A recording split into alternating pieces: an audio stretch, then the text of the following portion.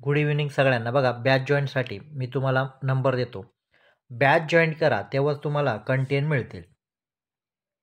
74 98 99 34 आणि 66 हा माझा बॅच जॉईन. दुसरा नंबर 95 61 99 34 आणि 66 हा दुसरा नंबर आहे. तुम्ही कॉल करून बॅच जॉईन करू शकतात. आता बघा, प्रश्न तुम्ही समजून घेणं, अध्यापनशास्त्र म्हणजे समजून घेण्यावरच असतं. तुम्ही फक्त पाठांतर करणं, नुसतं वाचणं याला पण महत्त्व नाही. समजून काय घेता याच्यावर प्रश्न. आता प्रश्न आलेला आहे पहिला.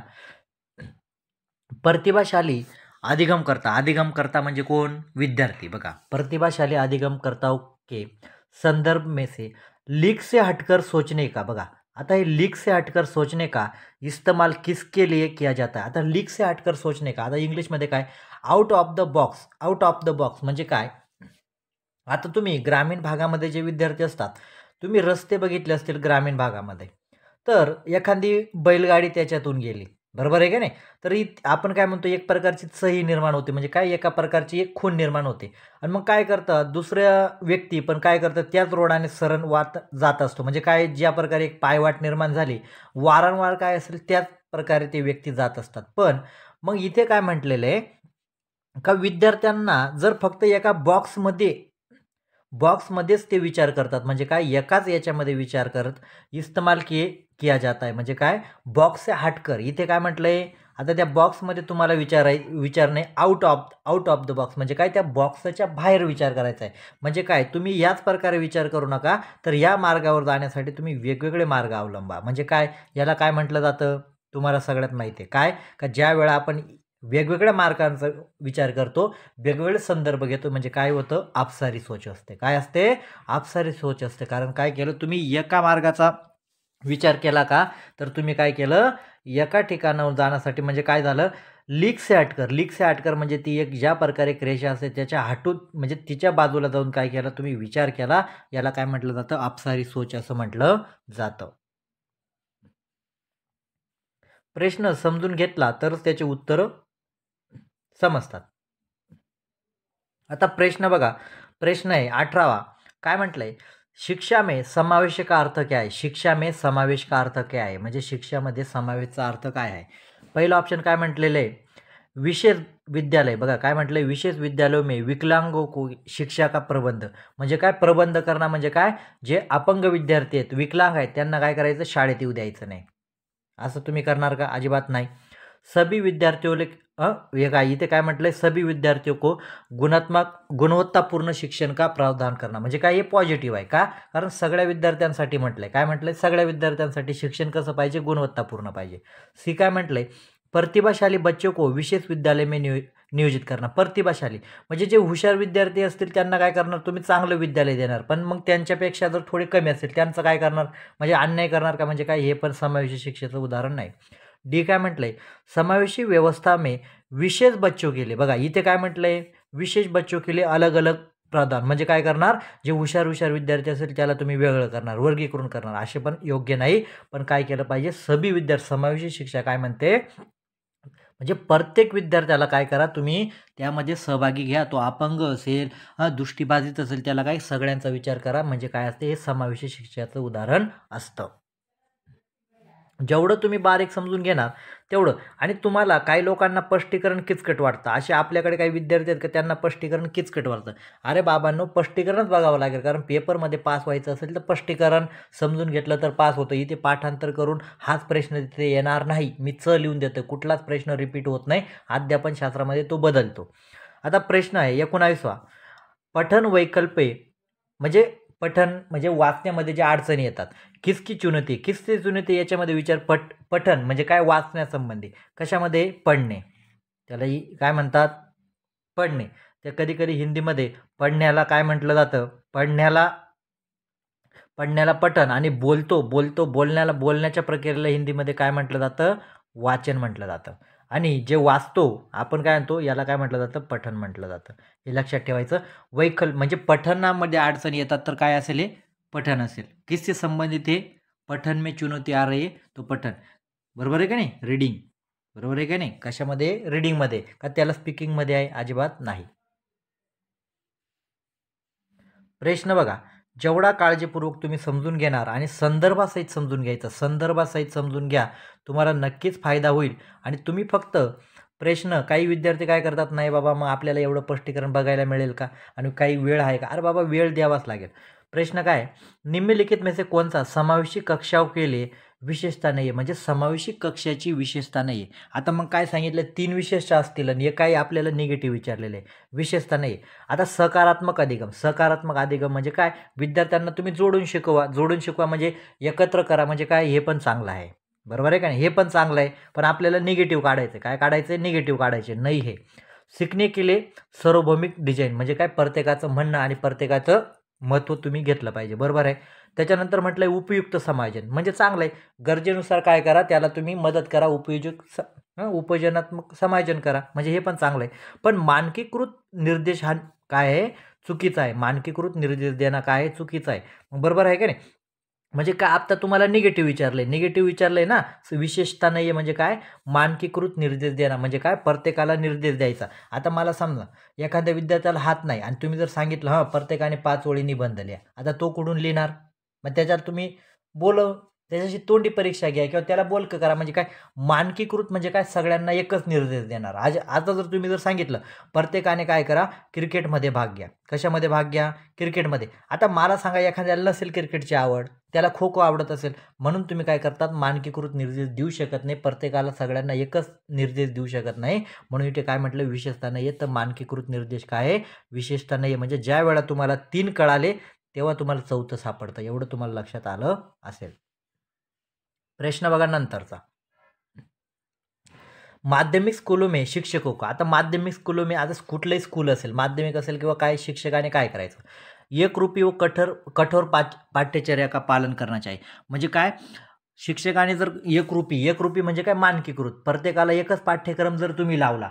आता एखाद्या विद्यार्थ्याला समजा इंग्रजीची एवढी आवड नसेल आणि तुम्ही जर सांगितलं नाही बाबा प्रत्येकाने इंग्रजीमध्येच बोललं पाहिजे, म्हणजे काय केलं, असं तुम्ही एकरूपी पाठ्यक्रम लावणार का, अजिबात लावणार नाही. मानकीकृत आकलन का पालन करणं, मानकीकृत म्हणजे सगळ्यांची एकच परीक्षा घ्या, लेखी ते लेखीच, पण तोंडी त्याला जर एखादा विद्यार्थी गायनामध्ये खूप चांगला असतो, मग त्याला भाषण करू द्या, त्याला गीतं म्हणू द्या, म्हणजे पण इथे काय म्हटलंय, मानकीकृत आकलन, असं तुम्ही करू शकणार नाही. प्रश्न पुष्णोकीला हतोत्साहित करणं, बघा इथे प्रोत्साहित जर राहिलं असतं, फरक लक्षात घ्या, इथे जर प्रोत्साहित राहिलं असतं, काय राहिलं असतं, प्रोत्साहित, तर हे पॉझिटिव्ह असतं. पण आता निगेटिव्ह काय करून टाकलं, ह लावला, ह मुळे काय झालं, ते हतोत्साहित करणं म्हणजे काय, त्याच्या भावनांना नकार द्या. नकार दिला तर तो खरं चांगला शिकेल का, अजिबात शिकणार नाही.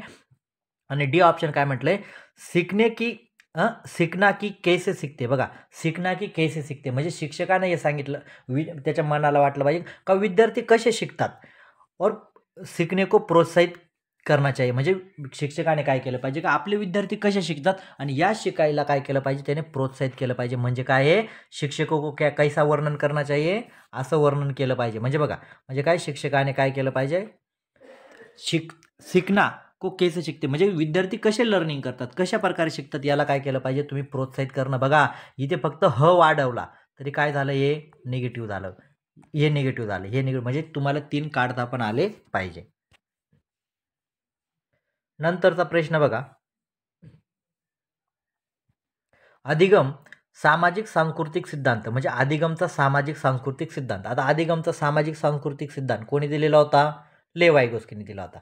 आता काय, आता लेव वायगोस्की, आता सामाजिक सांस्कृतिकवर आलं तर उत्तर आपल्याला काय द्यावं लागेल, सामाजिक सांस्कृतिकवरच द्यावं लागेल.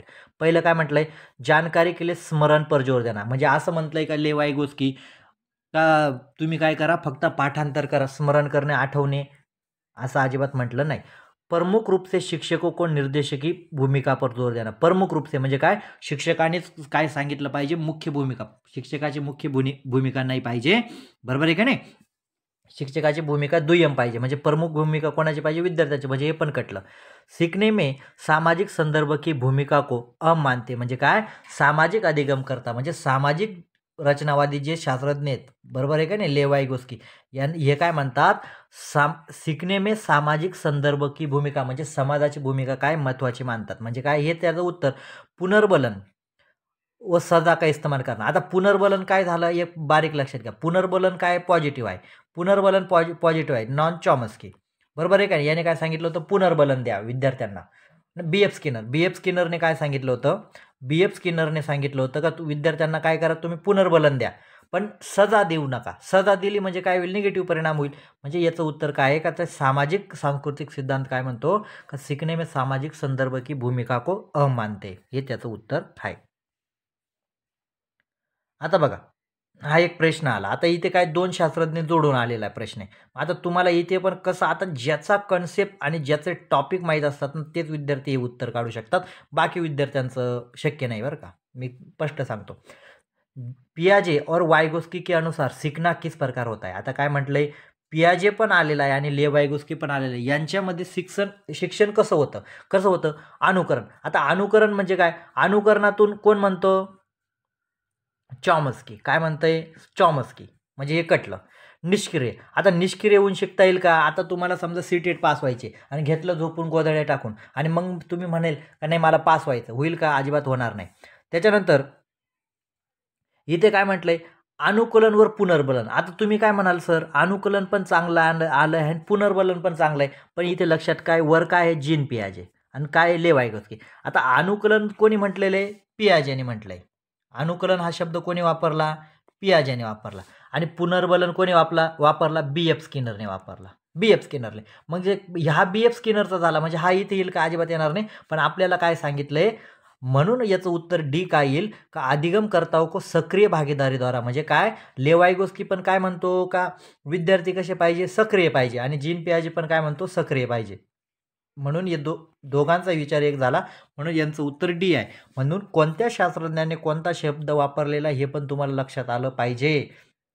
फक्त अभ्यास करतो याला महत्त्व नाही. इथे बघा किती बारीक फसले तुम्ही, कारण हा बी एफ स्किनरचा आहे. हा बी एफ स्किनरचा हा शब्द आहे, हा आहे चॉमस्कीचा आहे. म्हणजे काय?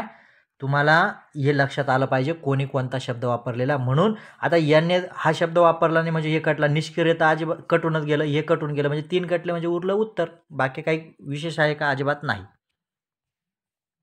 जेवढं तुम्ही समजून घेणार तेवढाच तुम्हाला फायदा आहे. आता बघा, एक शिक्षक के बघा काय म्हटलंय, एक शिक्षक के रूप में आप अपने विद्यार्थियों में समस्या समाधान क्षमताओं को कैसे सुगम बनाते हैं, कैसे सुगम बनाएंगे. म्हणजे तुम्ही शिक्षक म्हणून विद्यार्थ्यांना समस्या समाधान म्हणजे त्यांचे प्रश्न सोडवण्यासाठी त्यांना कसं तयार करणार, सुगम कसे बनवणार, म्हणजे योग्य कसे बनवणार, चांगलं कसे बनवणार. त्या पहिलं ऑप्शन काय म्हटलंय? भय उत्पन्न करके. म्हणजे विद्यार्थ्यांमध्ये जर तुम्ही भय उत्पन्न केलं तर ते चांगले समस्या सोडवतील, अजिबात सोडवणार नाही. म्हणजे कटलं. तणाव जर उत्पन्न केला म्हणजे काय? विद्यार्थ्यांना टॉर्चर करायचं. जर चुकलं तर याद राखा, छेड्या देईल. म्हणजे काय झालं? हे पण चुकलं. बरोबर काय? हे पण काय असेल? समस्या समाधानासाठी योग्य नाही, सुगम नाही. सामग्री को निष्क्रिय और बार बार याद करना. म्हणजे जर एखादी तुम्ही त्यांना पुस्तक दिलं, त्यांना सांगितलं हे पाठांतर करत बसा, झालं का? कर पाठांतर परत. म्हणजे काय झालं? हे पण निगेटिव्ह झालं. म्हणजे हे पण त्याचं उत्तर येणार नाही. डी काय म्हणते? विचार मंथन को प्रोत्साहित करना. विचार मंथन म्हणजे त्यांच्या विचार प्रक्रियेला प्रोत्साहित करके और उपमाओं और अनुमानों और जैसी रणनीतियों को उपयोग और प्रोत्साहित करणे. म्हणजे काय? विद्यार्थ्यांचं काय करायचं? त्यांना काय करायचे? विचार मांडण्याची, विचार मंथन करण्याची सवय लावायची, प्रोत्साहन करू द्यायचं त्यांना. उपमा और अनुमानो जैसी रणनीतियों को उपयोग के लिए प्रोत्साहित करना. म्हणजे काय? विद्यार्थ्यांना तुम्ही प्रोत्साहित करणार. म्हणजे काय होईल? ते समस्या समाधानासाठी काय बनतील? सुगम बनतील. आणि जर तुम्ही भय निर्माण केलं तर चालणार नाही, तणाव निर्माण केला तर चालणार नाही, आणि पाठांतर करायला लावलं हे पण चालणार नाही. म्हणजे काय? डी ऑप्शन याचं उत्तर आहे. आता बघा इथे काय कठीण वाटतंय मला खरं सांगा. आता जे म्हणतात सीटेट खूप अवघड आहे, आता त्या विद्यार्थ्यांना मी विचारतो काय कठीण आहे बाबांनो? इथे काही कठीण आहे का तुम्हाला? अजिबात नाही. जब विद्यार्थी, इथे काय म्हटलंय बघा, आता असे येतात तुम्हाला, जब विद्यार्थी डॅश डॅश, जब विद्यार्थियों की भावना का अनुभव करते हैं तब उन्हें सीखने पर सकारात्मक प्रभाव पडणे की. आता सकारात्मक प्रभाव केव्हा पडेल? विद्यार्थ्यांनो सकारात्मक आणि नकारात्मक दोन प्रभाव असतात विद्यार्थ्यांनो. आता सकारात्मक म्हणजे काय? चांगला. सकारात्मक म्हणजे काय? चांगला प्रभाव. चांगला प्रभाव केव्हा पडेल? आता खरं सांगा बरं, चांगला प्रभाव केव्हा पडेल? त्यांच्यावर तणाव निर्माण केला तर चांगला प्रभाव होईल का? अजिबात होणार नाही. शरम म्हणजे त्यांना तुम्ही काहीतरी बोलले, याच्याने होईल का? अजिबात होणार नाही. हिंता केली, बरोबर आहे का नाही? त्यांना तुम्ही काहीतरी बोलले वगैरे काही केलं तर याच्याने होणार नाही. पण संतुष्टी म्हणजे काय? विद्यार्थ्याला काही प्रश्न आहे आणि विद्यार्थ्यांचे प्रश्न जर तुम्ही तुम्ही समजून घेतले, त्याची उत्तरं दिली, त्याच्या काय भावना आहेत हे समजून घेतलं, तर त्याचा प्रभाव काय होईल? सकारात्मक प्रभाव होईल. आणि या तिघांचा नकारात्मक प्रभाव पडेल, बरोबर आहे का नाही? याचा सकारात्मक प्रभाव पडेल, बरोबर आहे का नाही? याचा काय होईल? नकारात्मक प्रभाव पडेल. म्हणजे नकारात्मक काय आहे हे जेव्हा तुम्हाला कळेल, तेव्हाच तुम्ही काय करू शकतात? सकारात्मक उत्तर देऊ शकतात. कळालं? म्हणजे हे 3 नकारात्मक आणि हा मग इथे काय म्हटलेलं होतं? सकारात्मक प्रभाव कशाने पडेल? संतुष्टी से. प्रश्न, जेवढे काळजीपूर्वक बघायचे तेवढेच काळजीपूर्वक समजून घ्यायचे, बघायला महत्व नाही. अपने पूर्व ज्ञान के आधार पर बच्चे सहज अनुमान लगाने को डैश डैश किया जाता है. पूर्व ज्ञान के आधार पर. पूर्व ज्ञान, आता समजा मला पूर्व ज्ञान आहे, बरोबर आहे का नाही? आणि या पूर्व ज्ञान एखादा विद्यार्थी, प्रत्येक विद्यार्थी काय करतो? आपले स्वतःचे अनुभव घेऊन येतो आणि त्या अनुभवावरून काय करतो? नवीन संकल्पना सोडवण्याचा प्रयत्न करतो. मग तुम्ही शिक्षक म्हणून काय करणार? त्याला हतोत्साहित करणार का? हे तुझे विचार काय कामाचे, बावळट विचार आहेत, असं करणार का? बरोबर आहे का नाही? खारिज करणार का? खारिज म्हणजे नाही, आम्हाला मान्य नाही, असं करणार का? अजिबात नाही. त्याला दंड करणार का? अजिबात नाही. पण त्याला सुसादित करणार. म्हणजे काय? त्याला तुम्ही सांगायचं का नाही, तुझे चांगले विचार आहे, नक्कीच चांगल्या प्रकारे प्रयत्न कर, हे वापर, ही समस्या सोडून जाईल. म्हणजे काय? त्याला सुसादित केलं पाहिजे. मग आता इथे पण बघा, निगेटिव्ह काय झालं? अनुमानाला जर तुम्ही दंडित केलं, खारिज केलं किंवा हतोत्साहित केलं, याचा काय होईल? नकारात्मक प्रभाव होईल. आणि याचा काय होईल? सकारात्मक. म्हणजे काय? विद्यार्थ्याला तुम्हाला काय सांगितलं होतं? अपने पूर्व ज्ञान के आधार पर बच्चों को सहज अनुमान लगाने को डैश किया जाता है, सुसादित किया जाता है. म्हणजे त्यांना तुम्ही चांगल्या प्रकारे मार्गदर्शन द्या, चांगल्या प्रकारे त्यांच्या भावनांना प्रोत्साहन द्या. जेवढं तुम्ही समजून घेणार, प्रत्येक शब्दाला मी सांगतो तुम्हाला समजून घ्या, कारण समजून घेतल्याशिवाय बाबांनो पास होणं शक्य नाही. इथे पाठांतर चालत नाही. TAT नाही आहे, CTAT आहे, अध्यापनशास्त्र आहे. तिथे अध्यापनशास्त्र राहत नाही TATला. विद्यार्थी हो, बघा विद्यार्थी, इथे काय घडी काय येतं? विद्यार्थी येतं, शिक्षार्थी येतं, अधिगम करता येतं. एकाच शब्दासाठी तुम्हाला फसवण्यासाठी वेगवेगळे शब्द वापरतात. विद्यार्थियों के अर्थ बनाने की प्रक्रिया को किस प्रकार को सुगम बनाया जाता है. म्हणजे अर्थ बनाने की प्रक्रिया म्हणजे विद्यार्थ्यांना काय केलं पाहिजे? त्यांना स्वतःहून काहीतरी करण्याची, जर तुम्ही अर्थ निर्माण करण्याची, म्हणजे स्वतःहून काय केलं पाहिजे? त्यांनी एखादी गोष्ट शोधली पाहिजे, मिळवली पाहिजे. तर यासाठी काय केलं पाहिजे?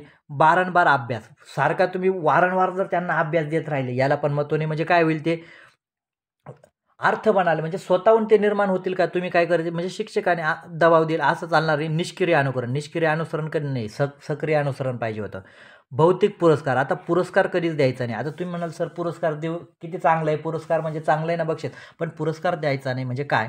आता उदाहरणार्थ मी जर सांगितलं माझे व्हिडिओ जे बघेल मी त्याला 100 रुपये देईल. समजा एखादा मॅडम आहे, आता समजा एखादी धनश्री मॅडम असेल, कुठल्या मॅडम असतील, एखादा मुलगा असेल, त्याला मी सांगितलं का 100 रुपये दिला. आता मग ह्या काय करेल? 100 रुपयासाठी रोज माझा व्हिडिओ बघतील. आणि मी जर सांगितलं मॅडम माझे पैसे संपले, दिला का यांनी नाट टाकून व्हिडिओ बघायचा.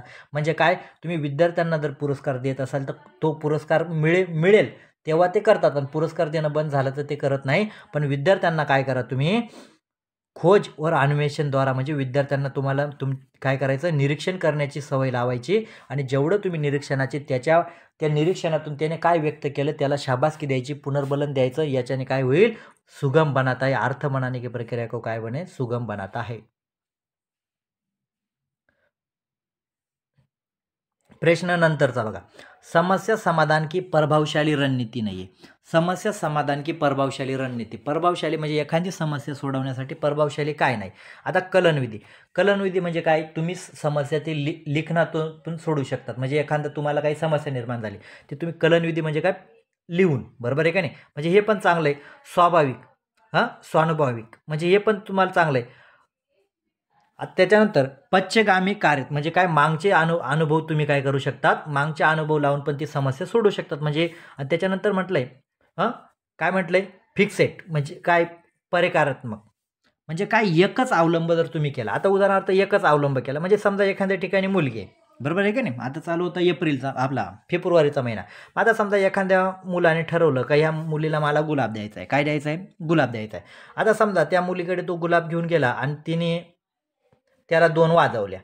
मग आता समजून जायचं का त्या मुलाने का नाही? परत समजा ते झेंडू घेऊन गेलं, परत त्याच्या 2 वाजवल्या, परत फुल घेऊन दुसरं फुल गेलं, परत ते वाजवलं. पण मग त्या मुलीला जर वाटतं का हे मला फुल आवडतच नाही, दुसरं काही पाहिजे. म्हणजे काय? तुम्ही एखाद्या समस्या सोडवण्यासाठी पण काय करा? एकच याचा अवलंब करू नका. ही पण एक समस्याच आहे ना.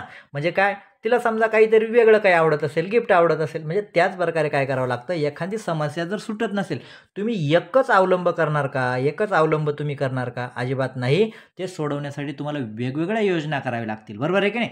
आता सायकल समजा तुमची रस्त्याने जाताना सायकल पंक्चर झाली, तर लोटत जाणे हाच पर्याय तुमच्याकडे आहे का? आता तुमचं कॉलेज दाखलं, मग तुम्ही काय कराल, नाही बाबा लोटत जाण्यापेक्षा मी ते लावून देतो, एखाद्याची बाईक असेल तिच्यावर बसून निघून जातो, म्हणजे काही वेगळा प्रकार. आणि तुम्ही म्हणे मी लोटतच जाईल, आता 10 किलोमीटर जास्तवर तुम्हाला किती वेळ जाईल, त्यापेक्षा म्हणजे काय झालं, दुसरा मार्ग घ्या. म्हणजे काय झालं, पण एकाच मार्गाने जर तुम्ही जात राहिले तर नक्की अडचण निर्माण होईल. बरोबर आहे का नाही? फेब्रुवारीचा महिना म्हणून तेच उदाहरण तुम्हाला सांगितलं. त्याच्यानंतर प्रश्न 29, एक सामाजिक रचनावादी. आता सामाजिक रचनावादी म्हणजे कोण? लेव वायगोस्की. कैसे सीखने, बघा, एक सामाजिक रचनावादी कक्षा में सीखना. कसे शिकतात सामाजिक रचनावादीमध्ये?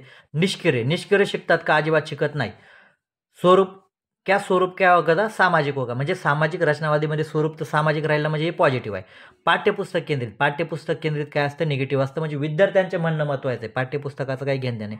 परीक्षा केंद्रित पण राहत नाही. म्हणजे काय झालं, याचं उत्तर सामाजिक रचनावादी जर म्हटलं तर काय होतं, त्याचं स्वरूप काय असतं? सामाजिक होता आहे.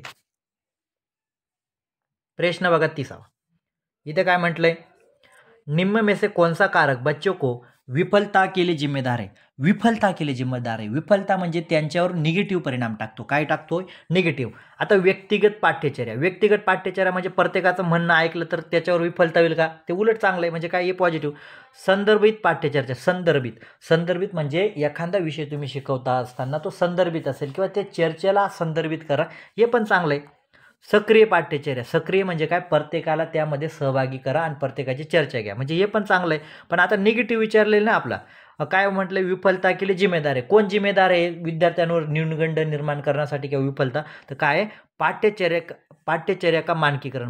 मानकीकरण म्हणजे काय, प्रत्येकाने चर्चा करायची एकच टॉपिक. आता मी जर सांगितलं, प्रत्येकाने गणितवर चर्चा करा, गणित विषयावर. आता एखाद्याला नसेल गणित आवडत, तो सर ते म्हणेल, अहो काय सर तुम्ही दुसरा विषय द्यायचा ना आम्हाला. म्हणजे काय, पाठ्यचर्या का मानकीकरण म्हणजे प्रत्येकाला तुम्ही एक विषय देऊ नका, त्यांच्या मतानुसार त्यांना विषय निवडण्याचं स्वातंत्र्य द्या. म्हणजे काय, हे विफलताला जिम्मेदार आहे. विफलता म्हणजे काय, आता प्रत्येकाला गणितावरच बोलायला लावलं, किती विद्यार्थी, 2 जणांना आवड आहे, मग काय होईल, तो 8 जण, मग तुम्ही काय म्हणाल, त्यांना बोलता आलं, मग ते नापास करायचे का? म्हणजे काय होईल, विफल होतील.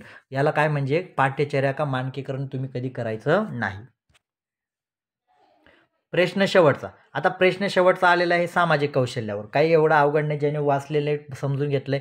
निम्नलिखित में से कोणचा स्थूल सांगितलं, काय सांगितलंय, स्थूलगामक कौशल्य का उदाहरण आहे. स्थूलगामक कौशल्याचं, आता तुम्हाला स्थूल म्हटलं तर पहिले सूक्ष्म काढावं लागेल. सूक्ष्म म्हणजे काय, चित्र बनाना सूक्ष्म, सुई पकडना सूक्ष्म, धागे में मोती पिराना सूक्ष्म. म्हणजे सूक्ष्म कसे, आता तुम्हाला चित्र बनवण्यासाठी काय हातापायांचा वापर करावा लागतो का? फक्त हातांचाच वापर आणि बोटांचा वापर, काय पायाचा वापर केला का? अजिबात नाही. म्हणजे सूक्ष्म. सुई पकडण्यासाठी काय पायाने पकडली का? सूक्ष्म. धागे में मोती पिराना म्हणजे एखादी माळ ओवताय तुम्ही, काय कशाचा वापर केला? बोटांचा, हातांचा. पण चालण्यासाठी तुम्हाला सगळ्या अवयवांचा वापर करावा लागेल. म्हणजे कोणतं कौशल्य झालं, ते स्थूल कौशल्य झालं. बघा, म्हणजे हे पण तुम्हाला लक्षात आलं पाहिजे. कसा वाटला म्हणजे व्हिडिओ नक्की सांगा. बॅच जॉईंटसाठी नंबर आहे 7498 99 34 66. नक्की लाईक करा, सबस्क्राईब करा आणि जास्तीत जास्त विद्यार्थ्यांपर्यंत आपला व्हिडिओ पोचवा. त्यामुळे